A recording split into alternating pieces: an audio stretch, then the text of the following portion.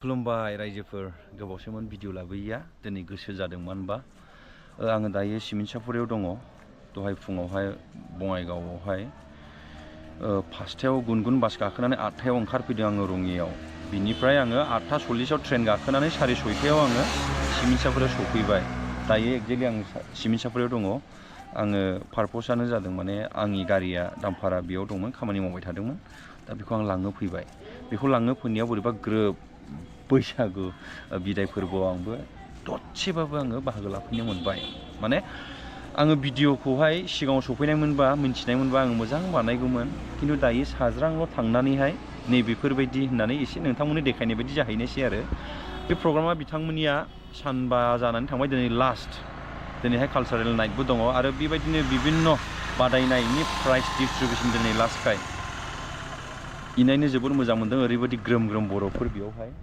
ओमफ्राय माखासे सिनायनाय मानसिफोरखौबो लोगो मोनबाय स' आङो कालचारेल प्रग्रामावबो बाहागोबो लानो सानदोंमोन खिन्थु टाइम गैला खारन आङो दा गहपुर थांगोन गहपुराव सिमिनसापुरिनिफ्राय गैयाबाबो 4 घन्टासो लानो हागौ आङो 5टायावनो आङो बड'लेण्ड बास हमफिननानै आङो बङाइगाव थांफिननो गोनां खारन 7 थारिखआव इलेक्सन नोंथाङा बहा थुगोन इलेक्सनाव सानजारि नोगोर बैसागु फोरबो बाजैनिबो बिराद गोथाव मिथा पान जाबाय मोनसेयाव बेसेबां 20 थाखा आयु जि लाब जाखानायसै बाजैया मोनसे मिथा पानाव बेसेबां लाब मोनजायो बाजै मोनसे मिथा पानाव बेसेबां लाब मोनजायो 10 थाखा 10 थाखा लोगोसे नै आंनाबो ब्रादारा बेयाव दंफैखायोमोन प्रबासआ जों मानसिफोरा मोदाय बादिसो दसेन बेयाव दसेन बैयाव आच्छा नाइट डिउटि खालामनायखाय 10 थाखा लाब जायो आरो ना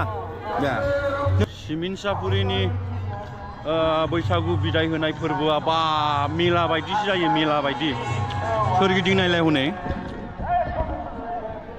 ओरैबो दखान मेला होनाय बायदि नों मा बुंनो सानो बेनि सायाव जोबोद मोजां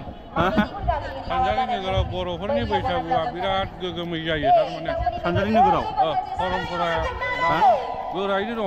दं दा दङैनो दं आच्छा लोगोफोर दिनैहाय आङो नै बे सानजारि नोगोराव जि बैसागु बिदाय फोरबो ना दा बेखौ दायो फालिगासिनो दङ बेयावहाय दिनैहाय आंनि आगदा आरो आगसिजों नोंथांमोना बिदा एबा बिबथैमोन जानायखौ नोंथांमोना नुगासिनो दं दा बिथांमोनानो कमिटिनि अर्गानाइजिं कमिटि बिथांमोननिफ्राय दा फंनैसो सोंनानै लागोन ओमफ्राय परिचयखौ जोंना आदायानो होथोंसै सोर मा बिबानाव दं गिबि खेबनि खाथियाव नैबे दा सुकुराम ब्रह्म आदा सानजारि बैसागु बिदाय फोरबोनि बिथां आफादगिरि बिथाङानो बे प्रग्रामखौ दैदेनगासिनो जा ससियेल फंबाय जा सिबिन बर' फरायसा आफादनि आफादगिरि आरो आंनि मुस्लिम बिद्यास दैमारि नैबे सानजारि नोगोर बैसागु बिदाय फोरबोनिनो वर्किं प्रेसिडेन्ट लोगोसे आं सिबिन आमबाराय बाथौ इंराजि फरायसालिनि हाई सेकेन्डारिनि दा प्रिन्सिपाल बेबायदिबो जा धर्मेश्वर सेलेन्डार SNDB आउटसाइड बिटिआरनि आरो बिथांजों आं गोबावसै सिनायलायनाया ना दा फैबाय थायो सिमिनसापुरियाव जेब्लानो फैयो लोगो लायो ओमफ्राय समाव बेबो बेस्थ' थायो आदायाबो बेयावहाय लोगो मोनलायनाय जाया आच्छा दिनैनि बे प्रग्रामखौ बोसोरै बेखौ फालिनाय जायोना दा बे प्रग्रामनि बारै एसे खोन्थादो आदा माजों ज' जानानै खुंदों सानजारि नोगोर बैसागु बिदाय फोरबो थारैनो एबार साबसिन मेहेर गोनांसिन जादों आरोखि जोङो गासै जोंनि माहारि आफाद XBLT XNDB आबोब UBPO United board of people organisation बिदिनो माखासे बोसोनगिरिया जोङो माने वेल विजारफोर जों लोगो नांनानै जों बोसोरफ्रामबो जोंनि बर' माहारिखौ जिहेतु जोंनि हारिमुखौ जोङो बिश्व दरबाराव प्रतिष्ठा खालामनो थाखाय जों बेफोरबायदि जोङो बोसोरफ्रामबो बैसागो बरायनाय आरो बैसागो बिदाय फोरबो हाबाफारिखौ जों लानाय जायो देग्लाय सिबिननि प्रग्राम जोङो मा खालामदों लाखि गिफ्ट बेनि माने खेलखौबो गेलेनायखौ जों नुबाय बे जानायनि थाखाय मोजाङैनो आरो नेक्स्ट बोसोरावबो जों बेनिसाय साबसिन बैसागो माने आथिखालाव माने डनेसनफोरा एसे गोबां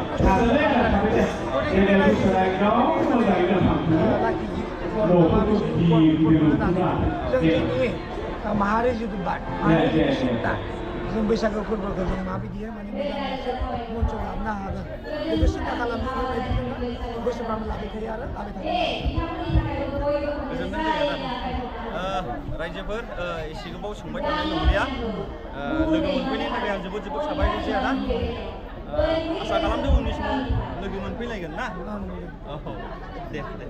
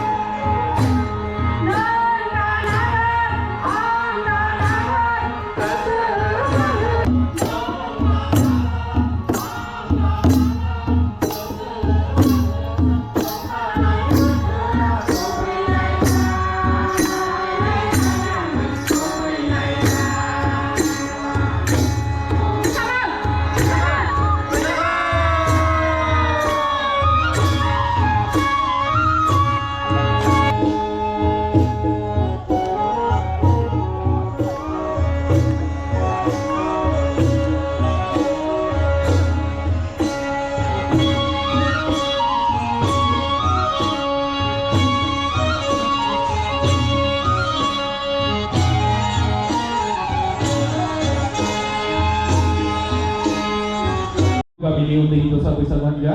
नैथि बान्थाखौ मोननो हादों गोजोनपुर गामिनि उन्दै हिन्जावसा बैसागु हानजा आरो थामथि बान्थाखौ मोननो हादों मानिकपुर गामिनि उन्दै हिन्जावसा बैसागु हानजा गिबियावनो से नं जयपुर गामिनि दैदेनगिरिखौ फैनो थाखाय खावलायबाय उन्दै हिन्जावसा बैसागु हानजा मोसानायनि सेथि बान्था मोनगिरि उन्दै हिन्जावसा बैसागु हानजा मोसानायनि दैदेनगिरि से नं जयपुर गामिनि जौसा सासे फैबाबो जागोन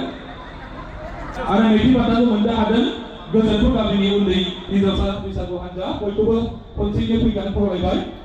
नैथि बान्था मोनगिरि गोजोनपुर गामिनि उन्दै हिन्जावसा बैसागु हानजा मोसानायनि दैदेनगिरि थाबैनो फैनांगौ सेथि बान्था मोनगिरि एसे सिगाङाव फै सेथि बान्था से नं जयपुर गामिनि उन्दै हिन्जावसा बैसागु हानजा मोसानाय एसे सिगाङाव फैनांगौ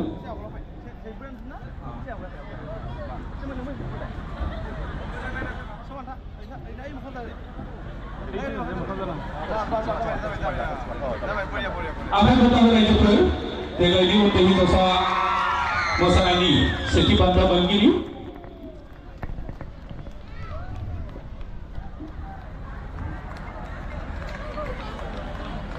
आखाइ खथा लोगोसेयैनो नैथि बान्था मोनगिरि से नं जयपुर गोजोनपुर गामिनि उन्दै हिन्जावसा बैसागु हानजा मोसानाय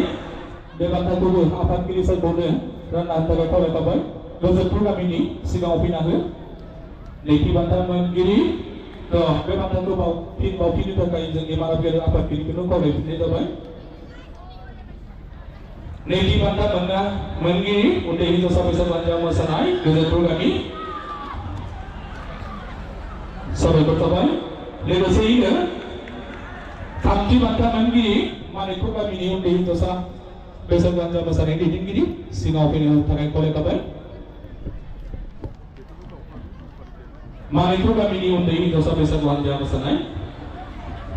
थामथि बान्थाखौ मोननो हादों साबायखर बावहरनाय थाबाय बारा गोबाव सम गैया आंहा थांफिननांगौ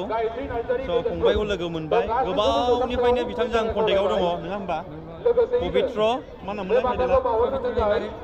आंखौ खिथु खिथु फैनानैहाय गोसो बोथारदों आरो दे फंबाय दे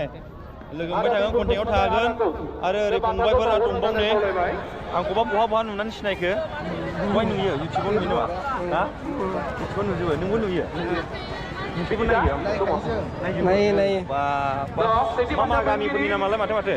लखिमपुर औ लखिमपुर ट्रेनजों फैबाय नोंसोरो बाइकजों फैदों